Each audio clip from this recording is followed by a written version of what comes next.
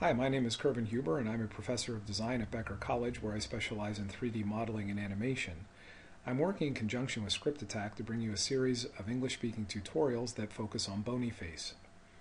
I have 3ds Max up and running, and I also have the BonyFace plugin running. You can see the windows here.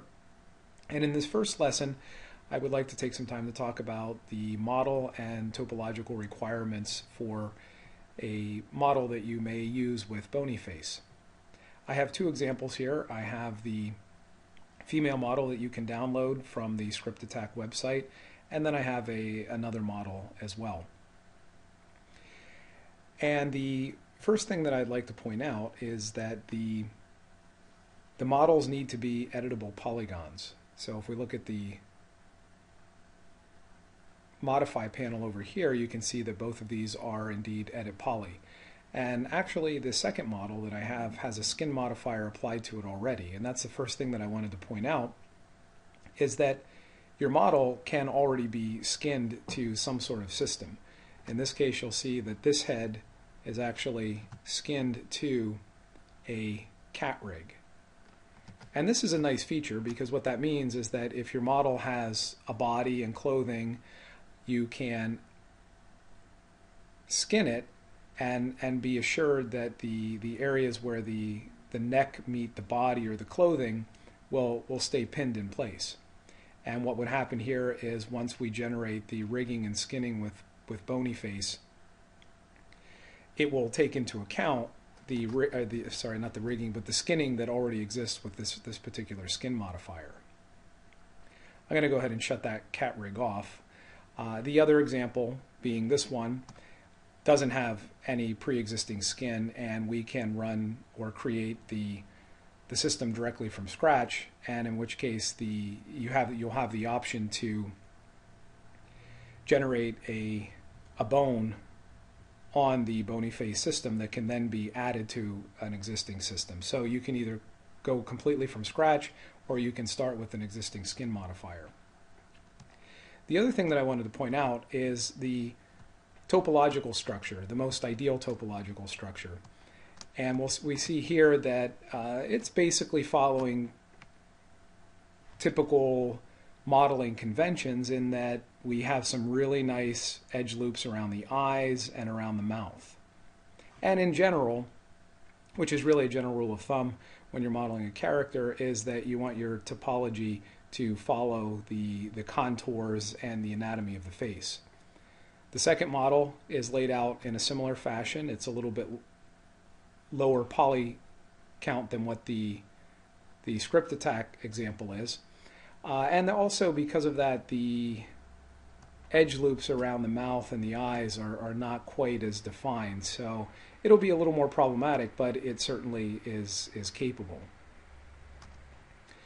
Another consideration with your models is that you want to make sure that they are above the construction plane. They want to be on the positive z-axis. And as if I zoom way out here, you can see that my construction plane was way down at the bottom. So I'm in good shape with that. And then additionally, we also want to make sure that our characters are looking down the y-axis, which both of these are. Now the next thing to consider is what parts you need for BonyFace to operate. Now obviously you'll need a head, but in addition to that you also would need eyes. So I have a left and right eye here, and inside the head, which we can't see at this point, is also a tongue and an upper and lower set of teeth. Now the teeth are actually not required, but the tongue is. And because of the way the system works, you do need to have a tongue object. You don't need teeth, but you need a tongue. Now if your model doesn't require a tongue for animation purposes, you can just place some kind of proxy there instead. Another thing that you want to keep in mind is that when we start the picking process, which we'll do in the next lesson, the pieces of the model do not need to be named appropriately, which we see here. We have the head, we have eye left, eye right, and then there was also the upper and lower teeth and the tongue inside there. Same thing with this model. I have the head, I have the eye left, eye right, and if I get in there I can actually see the teeth just a little bit. and they are teeth top, teeth bottom, and so on. You don't actually need to name these accordingly. I did an experiment with the system a while ago where I gave each of the body parts arbitrary names, and the system also searches with proximity.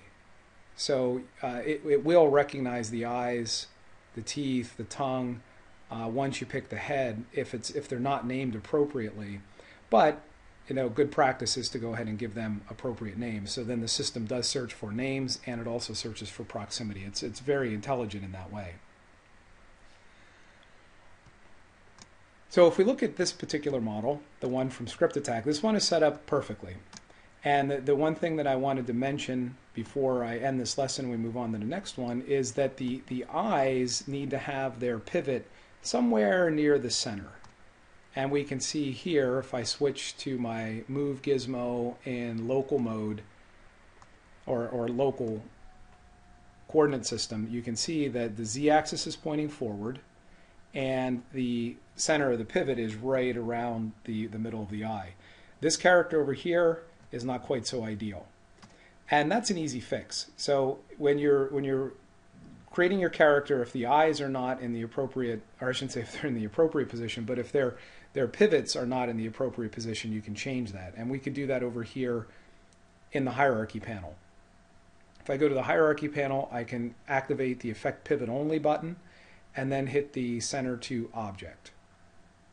So that brings my pivot up to the center, but you'll see my z-axis is still pointing up. So all I would need to do now is switch over to my rotate gizmo.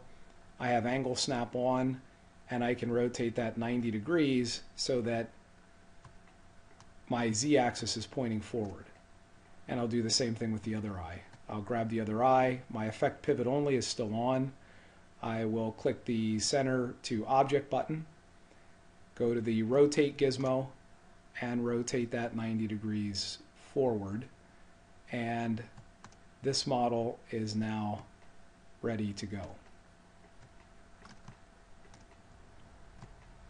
So those are the basic modeling requirements, and so I'll end this lesson here, and in the next lesson we'll pick up with using the BonyFace interface and picking these objects and getting them into the system.